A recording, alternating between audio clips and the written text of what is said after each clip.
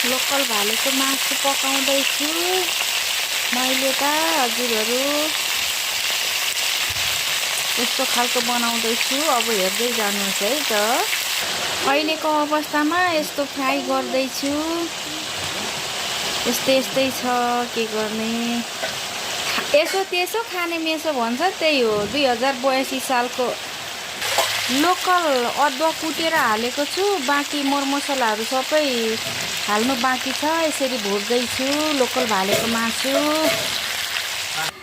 हस् ल, अहिले चाहिँ मैले यस्तै सुप राखिसकेँ है लोकल भालेको मासुमा। के कस्तो हुन्छ, मिठो नमिठो तपाईँहरूले नुन लागेको नलागेको भन्नु होला। तरकारी पाक्दैछ, बाँकी यस्तो भएको छ मेरो त अहिले बारीमा। के गर्ने हजुरहरू, बाहिर पनि यसो आएको नि। हजुरहरूकोतिर मकैको बोटहरू कस्तो बिरुवा आएको छ? हाम्रोमा त बिरुवा यस्तो खाले पो आएको छ त हो मकैको बिरुवा। के भएको यो, राम्रो हो कि नराम्रो होला?